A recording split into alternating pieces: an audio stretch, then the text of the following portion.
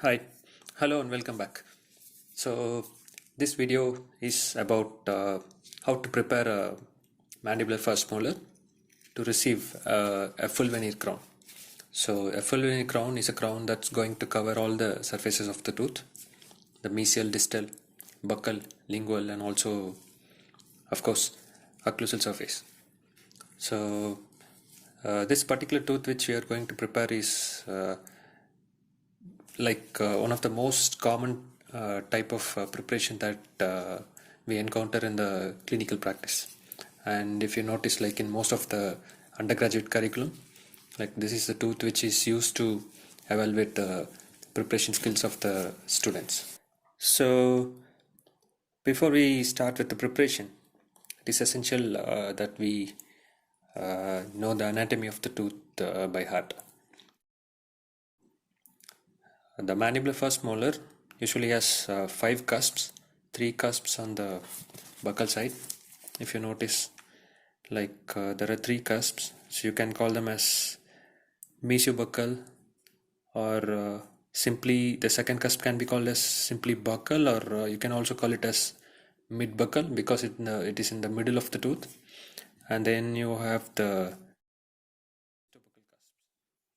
this third one, which is also the smallest cusp, will be called as a distobuccal cusp, and this one will be mesiobuccal, mid-buccal, or simply buccal, and the third one would be distobuccal, and this is going to be the smallest cusp of all the 3 cusps on the buccal side. And also on the lingual side, you have just 2 cusps, so you can just call them as mesiolingual and distolingual.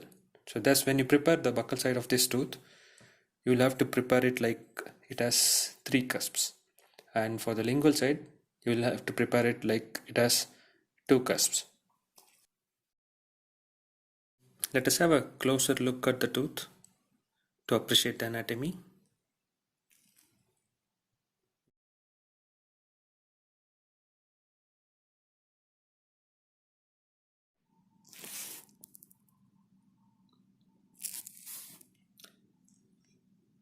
If you look at the buccal side of the tooth, like any other tooth, if you are a regular visitor to our channel, you might have noticed that I have always insisted that the buccal surface of any natural tooth is usually not a straight surface, and it's usually a little bit curved, and you can appreciate this from this angle. It's really curved, so it is not possible to prepare the buccal side of any natural tooth in a single flat plane. So you have to follow the curvature of the tooth. So you will have to at least prepare the tooth in 2 planes. So probably you'll have a gingival plane which is close to the gingiva, and this plane would be parallel or parallel to the long axis of the tooth or perpendicular to the occlusal plane. And you will also have second plane. So this second plane would be like slightly mesially lingually inclined, and you will also have a third plane or a bevel, which is given on the functional cusp. So if you remember, we talked about functional cusp. So functional cusp is a cusp which is going to occlude with the central fossa of the opposing arch. For example, if you notice, like the buccal cusps of all the mandibular teeth are going to occlude with the central fossa of the maxillary teeth. And from the lingual side, if you notice, for the maxillary teeth, the palatal cusps are the functional cusps, and they land onto the central fossa of the mandibular teeth. So this is how we will decide, or the cusp which is going to crush the food would be considered as the functional cusp of the tooth. So in the functional cusp area, you will have to make a 45-degree bevel between the occlusal plane and the axial wall of the tooth. So this plane or the bevel will be used to increase the space for the restoration. So the restoration here would undergo a lot of stress because that's the place where you're going to crush and break and chew the food and if it's not thicker, if it's a metal restoration and if it's not thicker, eventually it will get perforated under function. And if it is a metal ceramic crown, the ceramic is going to chip off, or the technician will not have enough space to apply the translucent layer of ceramic, so the crown is going to appear more opaque and lifeless. So in order to achieve both aesthetics and also strength for the restoration, the functional cusp bevel is absolutely important. Okay, so like any other teeth, the first step would be to mark a depth orientation groove. So if you remember, like, I have been a avid user of SR13 burr. So SR13 is like a straight round-ended burr, which would be about which will have a diameter of about 1 millimeter. So the axial surface reduction should be about 1 to 1.5 millimeters. 1.5 would be towards the occlusal surface and 1 millimeter will be towards the gingival surface.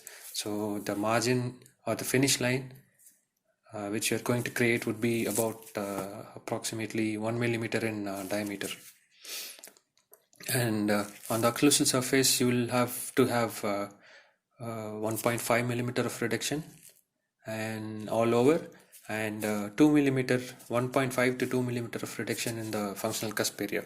So for the mandibular teeth, it will be the buccal cusps. This is the SR13 burr or diamond point. It's straight with a round end and parallel walls, and its diameter is about 1 millimeter approximately. So I'm going to use this burr to mark my depth orientation grooves. So why I'm using a straight round burr to make a depth orientation groove is like the groove depth of the grooves would be much more even. I could also use a tapered round end burr like this. So this is a tapered round end burr. The number of this diamond point is TR63C. TR62C. So the problem with a tapered burr is that towards the shank, the burr is quite a bit larger in diameter, so we might end up reducing more than what we actually want to reduce. And at the tip, it might be little bit less than 1 millimeter, and so we might end up reducing less than what we actually want to reduce. So using a straight burr with a even diameter, with a regular diameter, will allow you to have more control in your depth orientation grooves. You could use a tapered burr when you're preparing your mesial and distal surfaces, so that you can have a little bit of taper for your tooth. So this will allow or prevent formation of undercuts, and it will allow easy seating of the crowns. For example, like in the typodont, if you see, like, the teeth are usually larger in size, and so if you're going to prepare axial surfaces very parallel to each other, you might end up having trouble during the temporization steps. So it's okay to use either one of these burrs. I personally prefer to use a straight round burr so that my depth orientation grooves would be much more even and much more predictable in depth. Okay, let's start with making depth orientation grooves. Like the anterior teeth, the posterior teeth also will have 2 to 3 depth orientation grooves for each plane, and usually the depth orientation groove will be corresponding to the cusp tips. For example, like depth orientation groove for the mesiobuccal cusp would be along this line which I have drawn, following the cuspal tip here, here and here. You can also have depth orientation grooves along the buccal grooves and the mesiobuccal groove and the distobuccal groove, but since it's already a depressed area, you can very well manage without depth orientation groove. So let me show you how I make the grooves. Usually, if you remember, for the anterior teeth, we usually started with the incisal edges, and for the posterior teeth, again, like you can also start with the occlusal surface. The advantage of starting a preparation with occlusal surface is that you can take your own sweet time to make sure that you have given adequate clearance for the restoration. Also, if you have finished with almost completed your occlusal surface, the height of the tooth would be a little bit smaller. So this gives more vision in the distal areas of the tooth. So when you prepare the occlusal surface at the last, your tooth is a little bit longer, and when you're trying to peep in and have a look at the distal surface of the tooth, you will actually have quite a bit of hindered vision. So in my experience, like when I finished the occlusal surface preparation first, I have found that the visibility of the distal surface of the tooth increases. So there is this one advantage if you start with the occlusal surface. So since I usually start with occlusal surface, like in this preparation also, I will start with occlusal surface. It is also okay to start with the buccal surface, because buccal surface is also one of the important area that has to be prepared. I mean, like you have to prepare it in two planes, and you also have the buccal cusp, the functional cusp bevel, which has to come there, and the retention grooves in case of shorter teeth. So it is okay to start with either buccal surface or the occlusal surface. So we'll start in this video. We will start with the occlusal surface. So for the occlusal surface, like the groove would be like one groove from cusp tip to central fossa for each cusp, both on the buccal side and also on the lingual side. So first groove for the mesiobuccal cusp.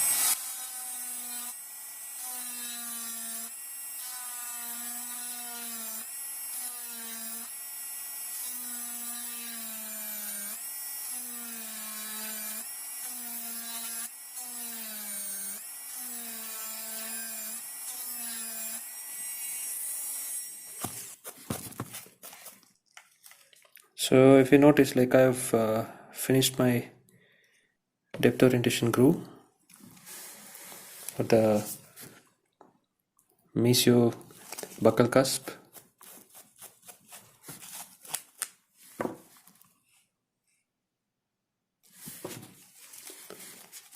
So this is our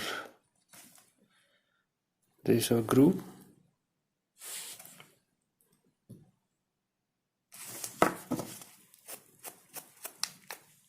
So I'll keep marking the grooves with pencil as and when I finish them, so that you can appreciate it much better in the video. I'm also trying to hold the typodont in such a way that how a right-handed person would look at the patient teeth when he's preparing it. So when if you're a right-handed person, when you're preparing the first molar on the third quadrant like this, you might have to be along 9 o'clock to 12 o'clock position, or you can also slightly be on 8 o'clock position, slightly in front of the patient, especially when you're trying to prepare the buccal surfaces, the distal and buccal surface. For the lingual and occlusal surface, you can be slightly at around the 9 o'clock position. Okay, I'll complete the grooves, and we'll start the discussion after completing the grooves.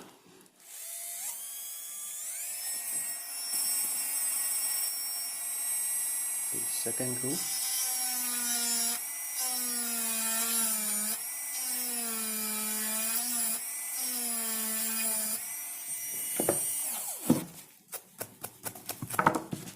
So I've completed the second groove.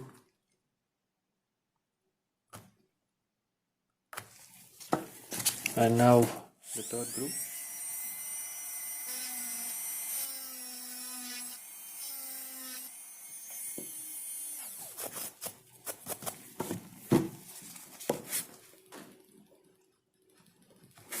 So we have made 3 grooves, one groove for each cusp on the buccal side.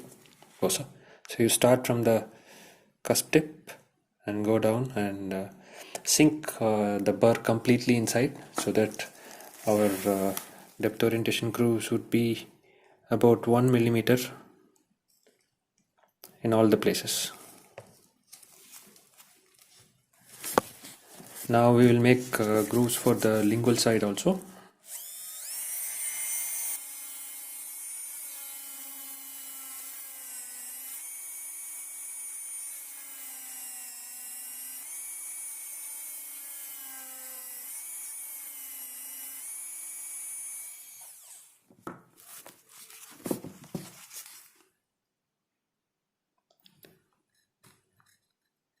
So the depth orientation groove for the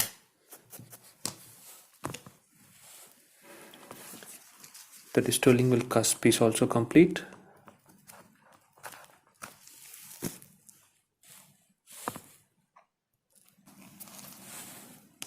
Now let's try to make a groove for the mesiolingual cusp also.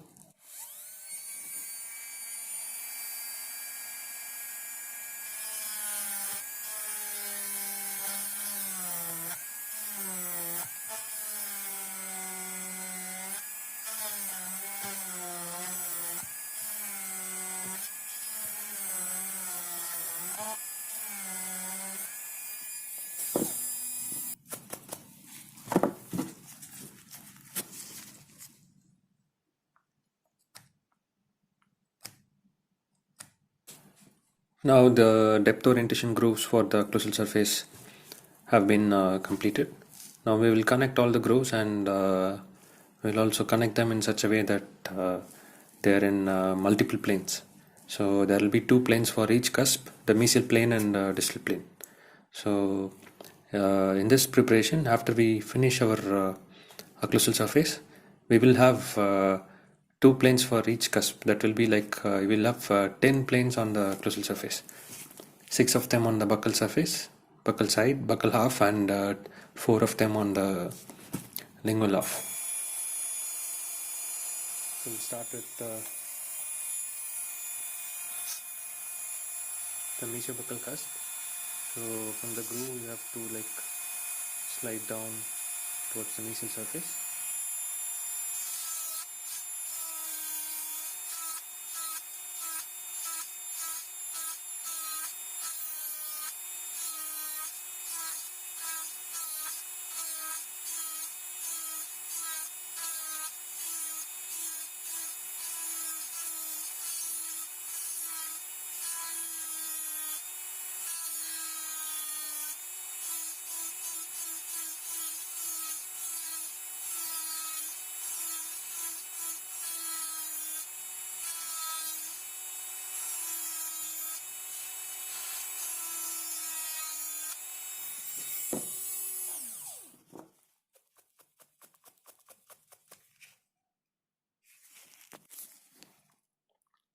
I have finished my mesial planar reduction for the mesiobuccal cusp. If you can notice, like I have connected the grooves, or I have made a flat plane following the depth of the groove which I have made on the cusp tip. So now I will be like doing it for the distal side, and here, and here for all the cusps similarly.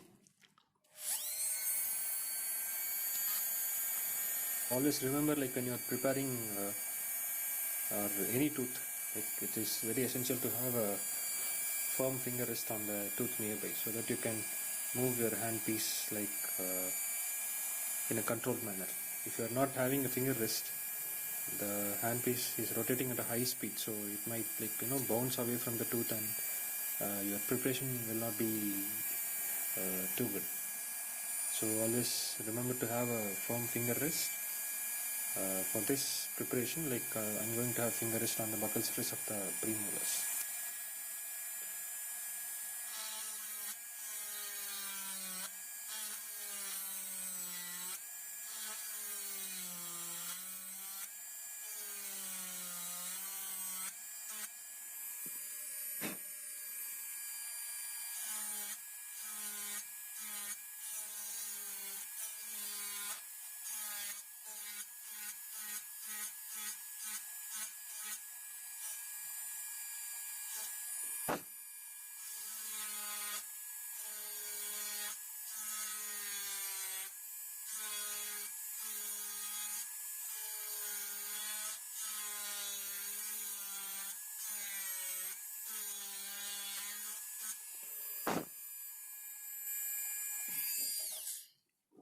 So we have completed occlusal surface preparation for one of the cusp, and if you notice, I have maintained the cuspal form. I have a central elevated portion and two slopes going either ways, one on mesial side and one on the distal side. So I'll do the same thing for the mid buccal or the buccal and also the distal buccal cusp.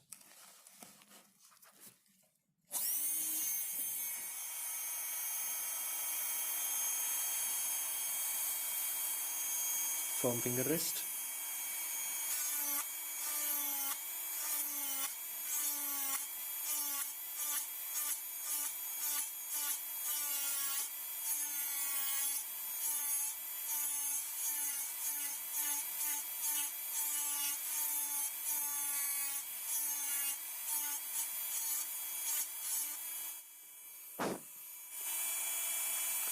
Completed the mesial slope. Now going ahead and preparing the distal slope.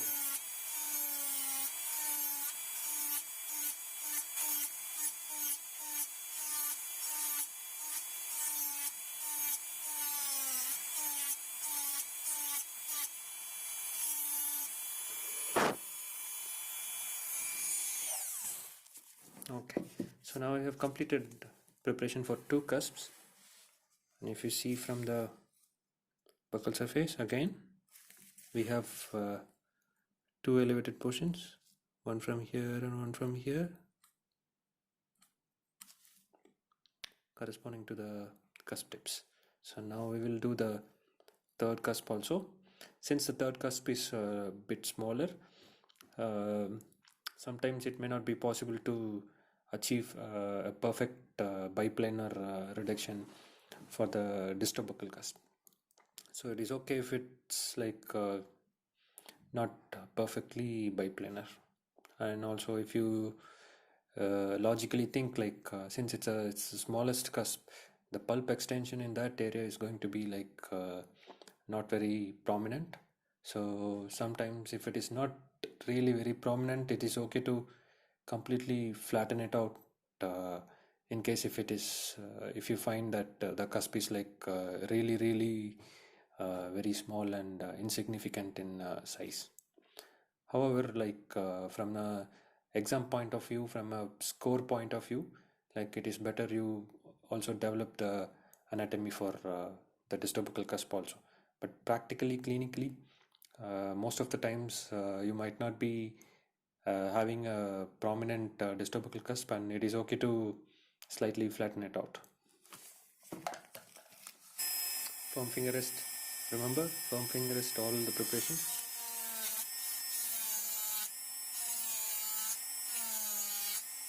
I'm slightly refining the mid-buccal cusp. Now I'm continuing with the distal buccal cusp. So if you remember, the distal buccal cusp's distal side is marginal ridge. So I'm not going to do any distal planar reduction for the distal buccal cusp. I'll just make a mesial slope and then finally refine it when we do the distal surface reduction. So our buccal half preparation is now almost complete. Carefully notice the outline of the reduced area. We'll also by this time we'll check for the clearance also. So I'm holding the typodont tight and checking out for clearance. If you can see, the mesial cusp has a good amount of clearance on the mesial slope, whereas the other slopes are not that much reduced.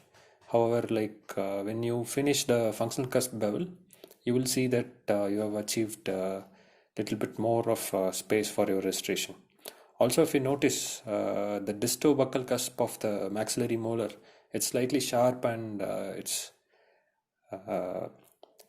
occluding onto the mid-buccal and disto-buccal cusp of the mandibular molar. Sometimes in natural teeth, the cusp tips are really very sharp, and it is okay to slightly round them off because they are going to be something like a sharp point which is going to concentrate the stress on your artificial restoration. So your artificial restoration is nothing but a ceramic crown, more in most cases, porcelain fused to metal crown. So the porcelain on the porcelain fused to metal crown is not that very strong in case of concentrated forces. So when there is a sharp cusp occluding heavily on a porcelain surface, there are more chances for it to develop cracks and fail over a long period of time. Or in fact, even during the trial appointment itself, there might be some cracks developing. So we see this very often in the student clinics. The students have the crowns ready, and when they are checking their high spots, the patient clenches on the crown, and the ceramic fractures away from the metal substructure or the zirconia substructure.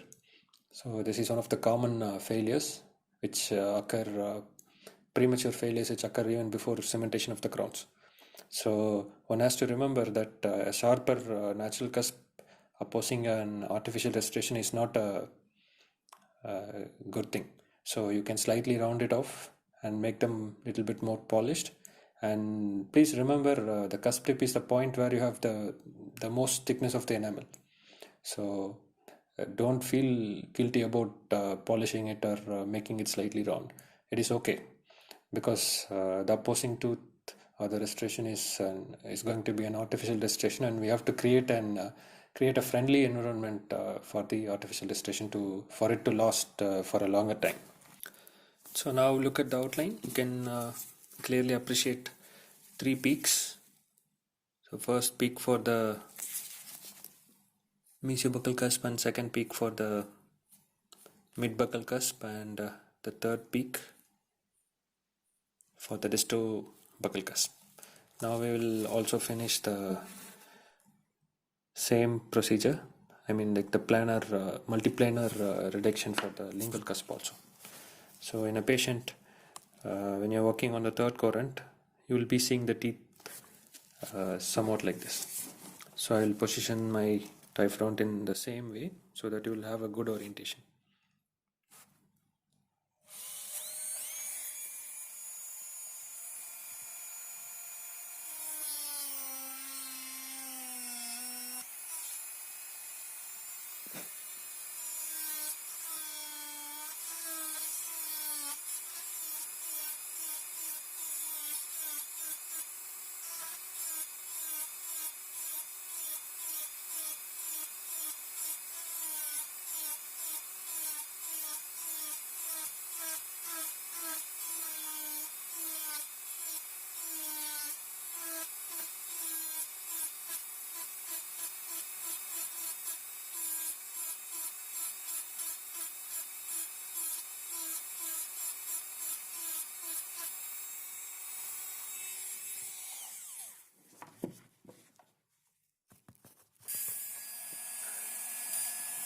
So we have completed the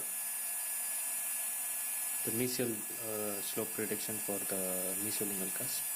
Now we will do the distal planar reduction.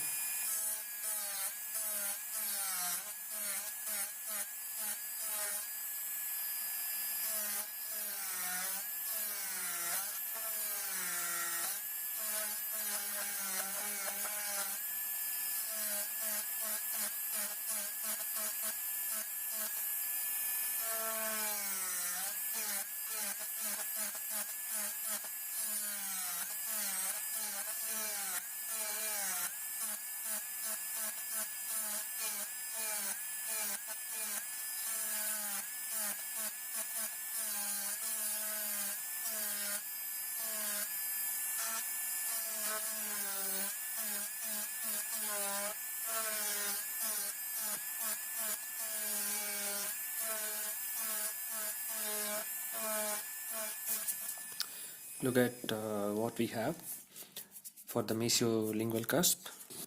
You can, from the reflection of the light, you can appreciate the central ridge running from the cusp tip towards the central fossa.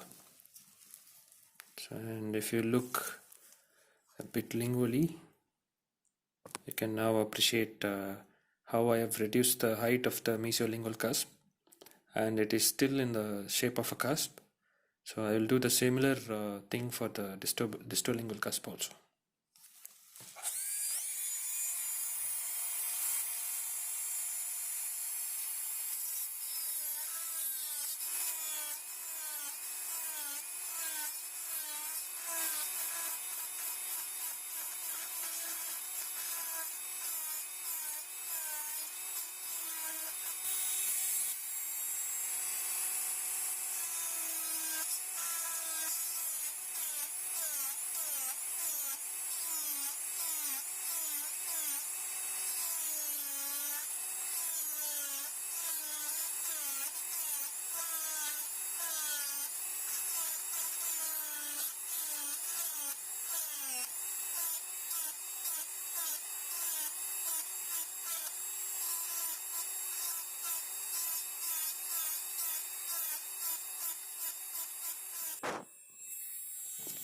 Let us take a closer look at the reduced occlusal surface.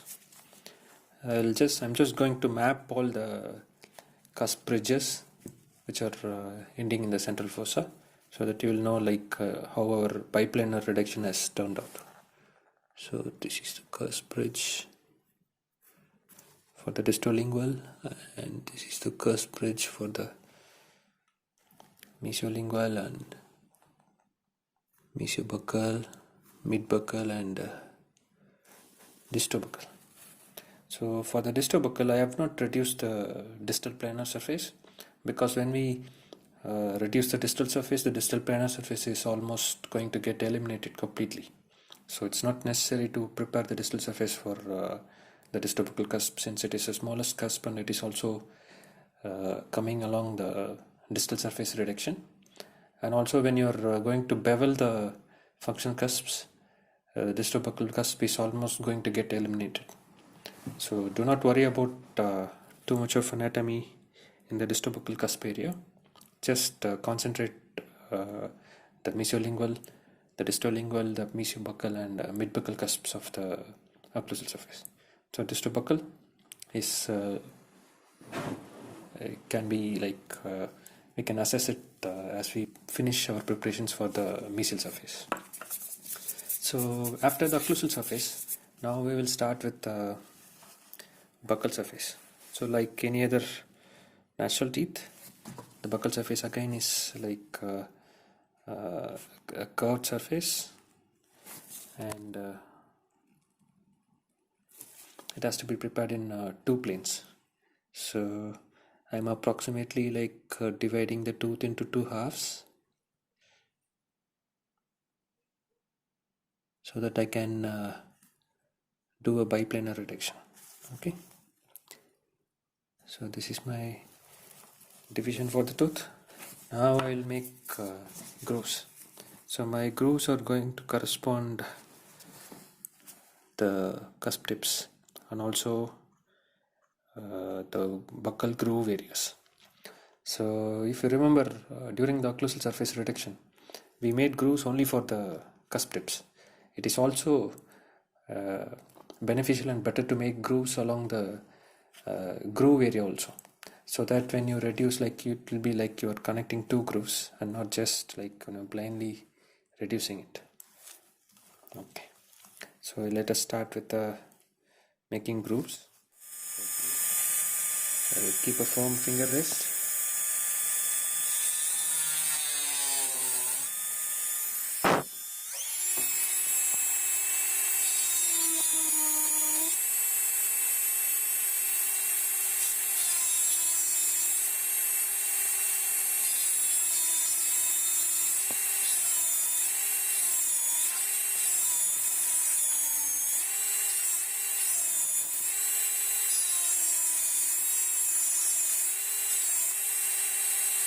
One, two, and the third groove. So I'm making a third groove also corresponding to the distal buccal cusp, the mid-buccal cusp and mesiobuccal cusp. So these three grooves are made like one groove for each cusp tip. In this angle, like you can appreciate the grooves with the difference in shades of the light.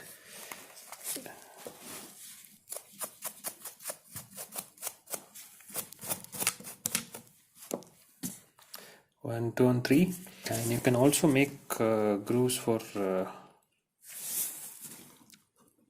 in between these two, so that you can maintain the curvature of the tooth when you look from occlusal surface. Okay, so that's a secondary groove, so you can make that or you can just leave that. I'll show you how to include another groove for the buccal groove area also.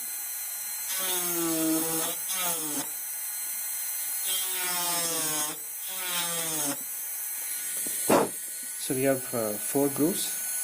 One groove for the mesiobuccal cusp tip, one groove for the mesiobuccal groove, one groove for the mid-buccal cusp tip, and one groove for the distal buccal groove. So we are not making any groove for the distal buccal cusp, because like I told you, when you are finishing your distal surface preparation, that's going to get eliminated completely.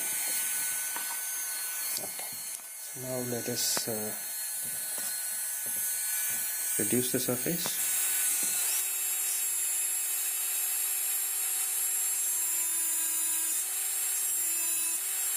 I'm reducing the occlusal half first, and the handpiece has to be slightly oriented with a slight lingual tilt. It should not be parallel to the long axis, it should be with a slight lingual tilt.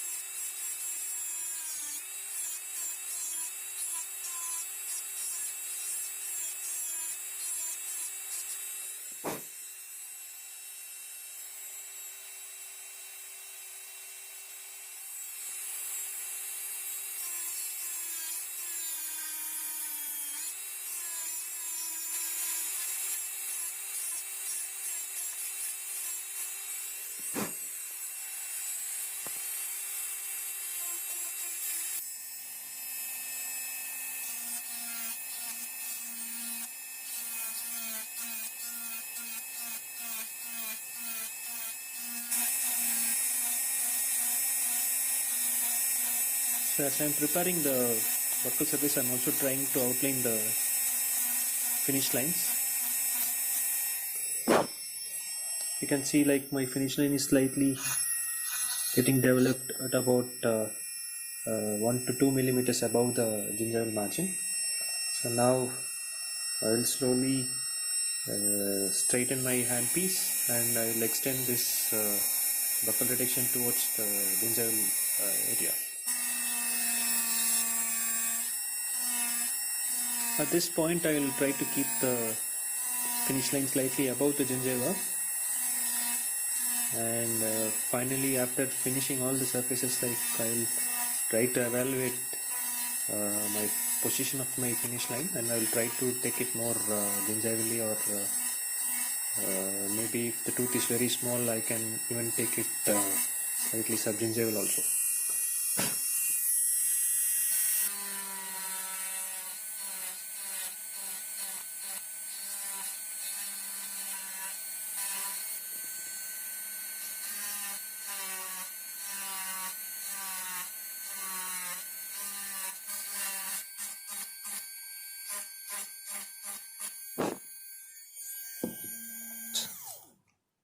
If you notice, like I have tried to follow the curvature of the cusps. If you outline the margins, you can appreciate it a little bit much better. So at this point, I'll now try to reduce the mesial and distal surfaces. So mesial and distal surface reduction is it's also a combination of refining the buccal margins. So I usually start by contacting my burr a little bit on the buccal margin, and I will slightly slide up like this, like multiple strokes like this, and we'll start creating a groove along the axial wall here, same way along the distal side also. So this groove will be deepened with subsequent strokes, and finally we will reach to the other side of the tooth. And usually when you use a thinner burr, you will have a small bit of tooth structure left here by the time you finish finish cutting through the tooth, and by the time you reach the other side. So for this purpose, it's better to use a tapering burr and a little bit longer burr, something like this. So this is a tapering burr with a smaller tip. If you compare the tip size, the tip is a little bit smaller, so it will be much easier to cut through the tooth. So I'll change to this burr, and I will start my mesial and distal surface reduction.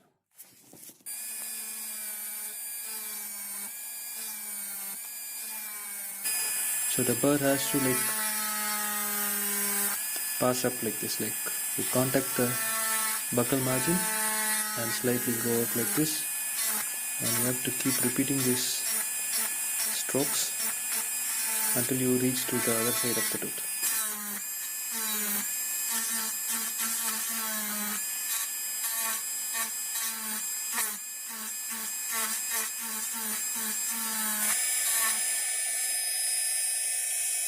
The groove is slightly deepened.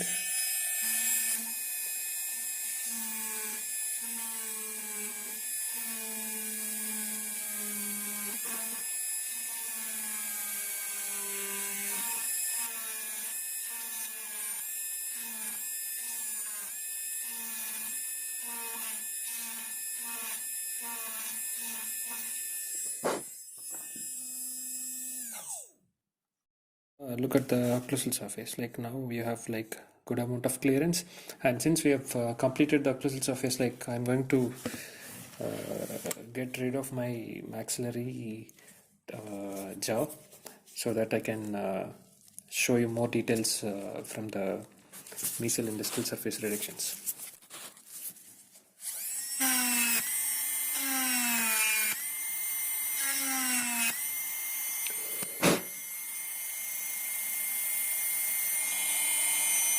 Now if you appreciate, I have gone through half the length of the tooth.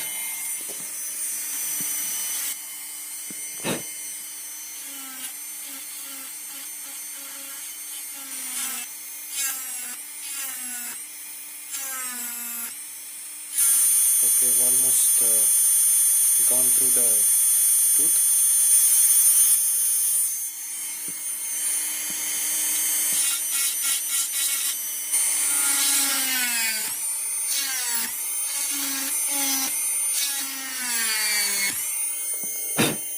Now we have almost completed our distal preparation. Let us check on this side. If you see, I have tried to keep a small bit of tooth on the distal side. So this small bit of tooth is going to fracture away as we keep deepening our margins, and this will also protect the neighboring tooth from unintentional touches, unintentional damages from contact of the diamond points. Another way is to use a metal matrix band like the one which you use for your class 2 amalgam restorations. Okay, so now our distal surface reduction is complete. We'll do the same thing for the mesial side also.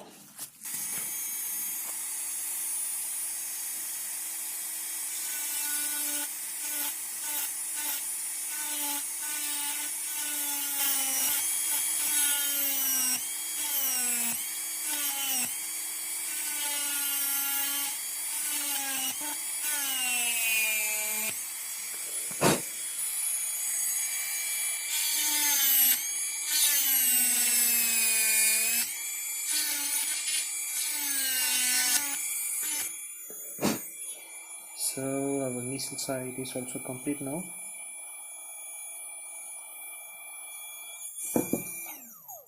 And if you see, like, we have this small bit of tooth structure left behind. We just use a carver or some sharp instrument and it just breaks away. And the same on the other side also, just breaks away.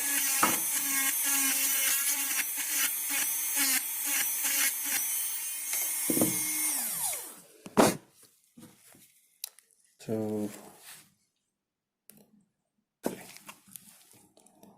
I still have a bit more of tooth structure left, but I will be first finishing my lingual surface reduction, and then I will when I am refining the margin, I will continue to refine that. I mean, eliminate that tooth structure which is present there. So for the lingual, again, you have to make depth orientation grooves, same like the buccal surface.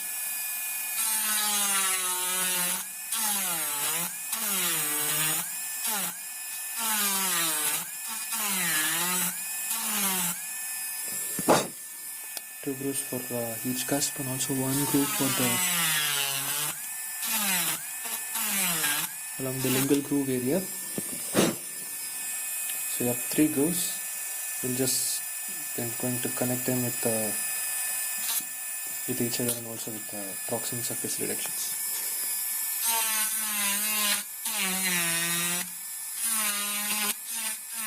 And as far as the margins are concerned, on the lingual side, it's not necessary to give a wide shoulder like margin, because in most of the PFM restorations, a chamfer would do good on the lingual side, because we can have a small bit of metal collar near the margin, and then after 1 or 2 millimeters of the metal collar, we can start layering our ceramic.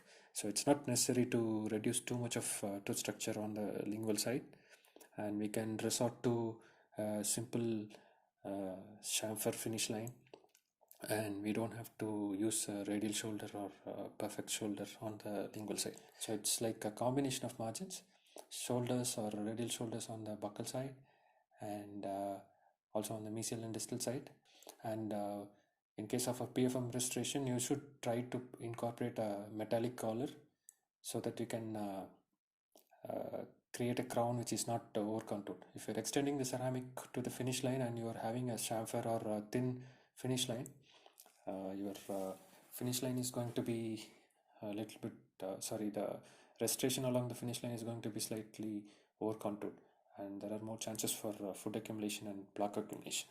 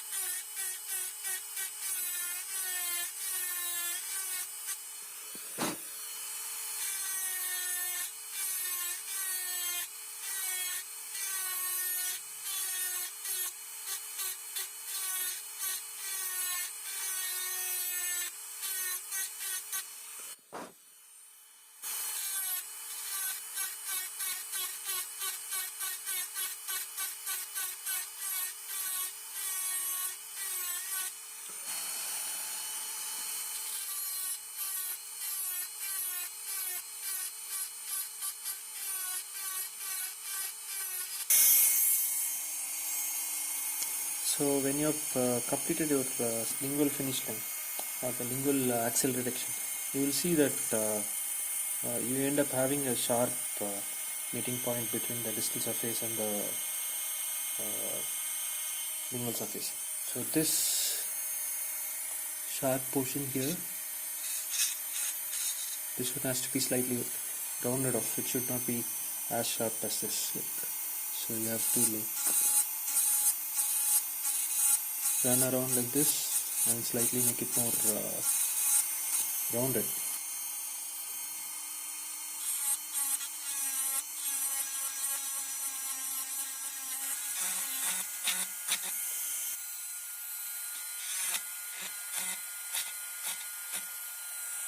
So remember to have a good firm finger rest. That will help you have good control over your handpiece. If you look closely, you can appreciate the difference between the distal margin and the mesial margin. The distal margin is almost to the level of papilla, and the mesial margin is still higher. So you have to bring it down a little bit more. And in the distal margin, if you see, there is a thin piece of enamel jetting out of the finish line, and you can easily appreciate that my finish line was formed using a round end burr. So this is the problem with round end burr. So when you use a round ended burrs, usually try to develop a thin lip of enamel on the edges of the finish lines. That can be easily eliminated by using a end cutting burrs. So here we have a end cutting burr, this polished one. So it has a flat end and it has diamonds coated only on the tips. So this burr could be used to eliminate the lip of the enamel. For example, like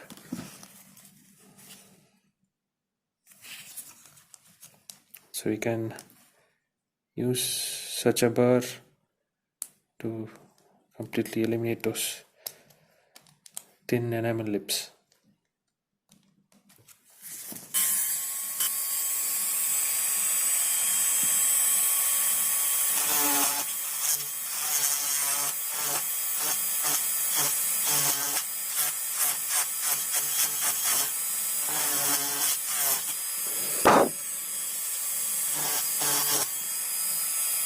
Can easily appreciate now, like I don't have those thin enamel lips anymore.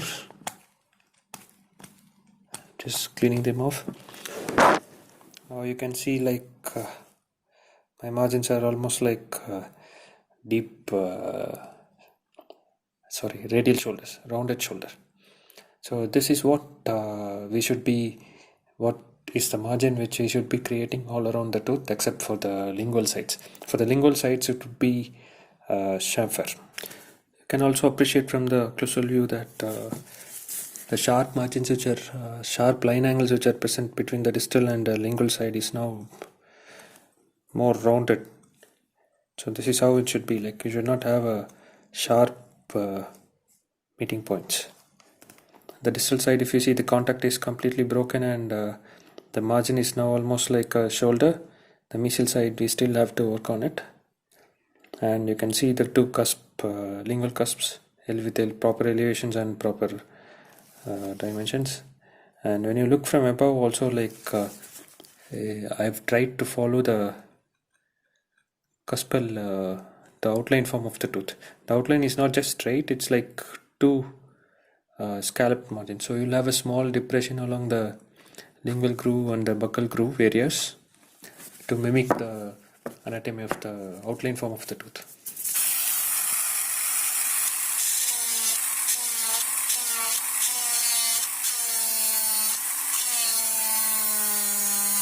So I'm trying to refine the mesial margin also.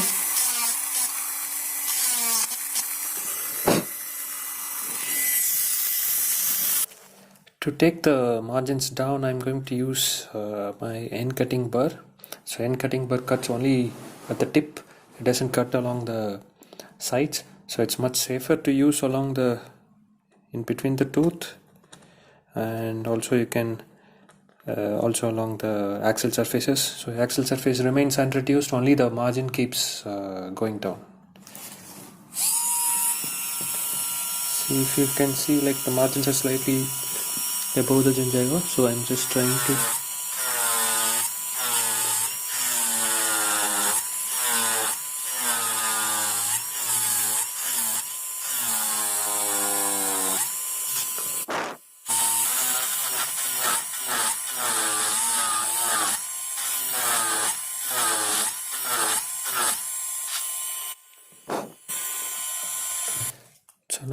have fixed back my maxilla.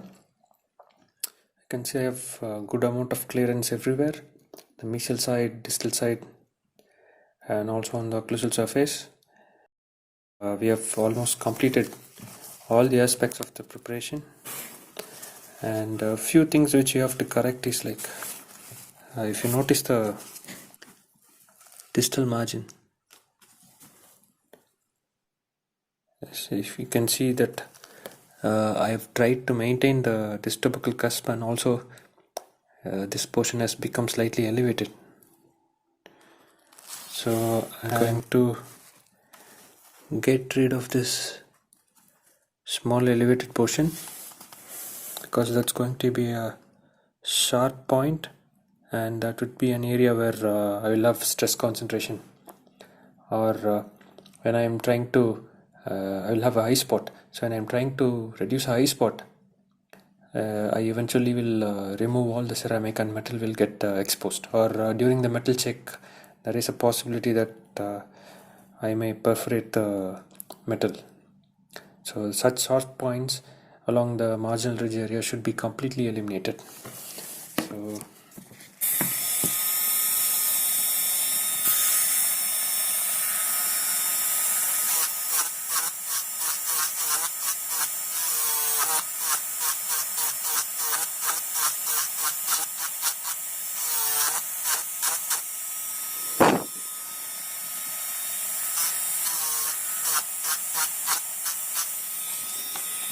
you can actually keep the burr at a slight angle and slightly bevel off all those sharp edges.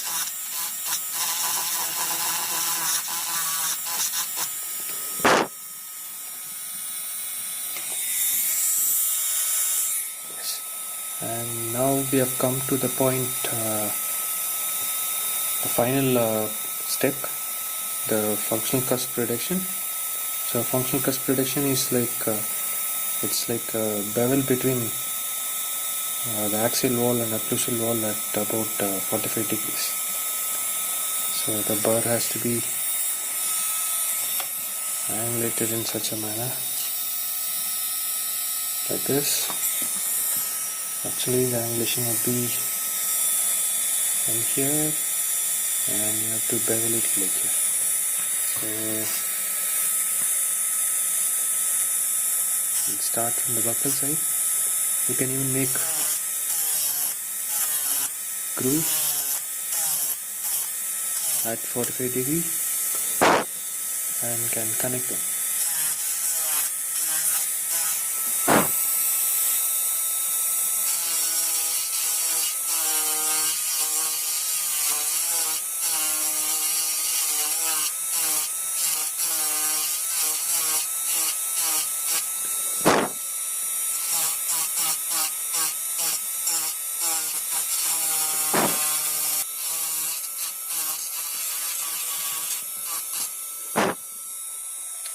So we have completed our functional cusp bevel. It's just a slight bevel.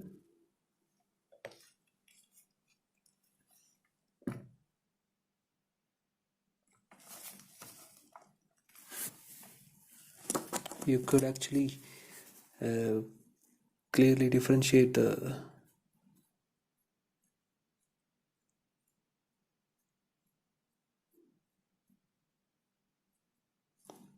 bevel.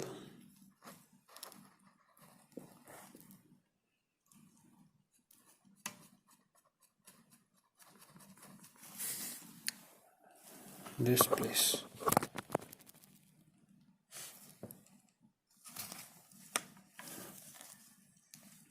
So this functional cusp bevel would be approximately parallel to the palatal slope of the maxillary buccal cusps.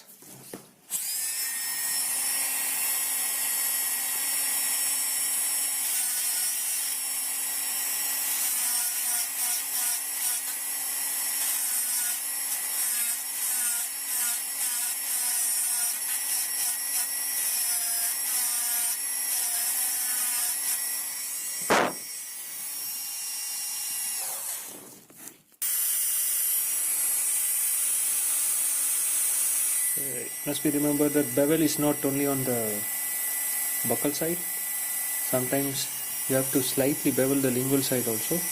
Not just, it's not a prominent bevel, but it should be like slightly rounded so that there is no sharp margins. So these are not actual bevels, they are just rounding of the edges. The preparation is now complete. You can see from the reflection of the light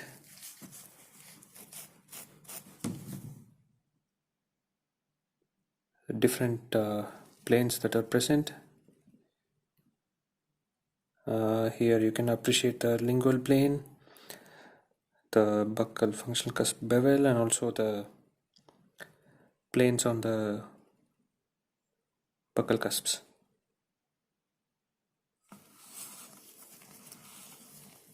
And from this side again you can appreciate the cusps, the three cusps. If you see, like the mesiobuccal, the middle mesial, and the mesiobuccal, the mid-buccal, and the distal buccal.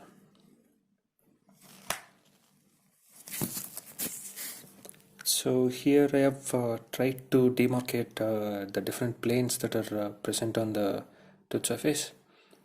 I could actually perfectly delineate all the 5 cusps, and if you see, the mesiobuccal cusp is slightly smaller than the mid-buccal cusp.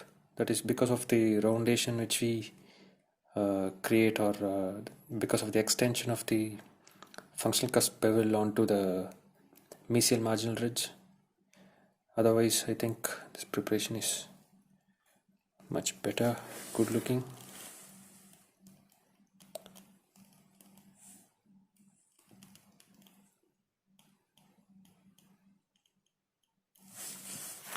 And you can actually also appreciate the cusp bridges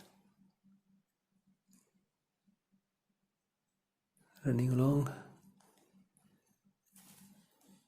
Yes.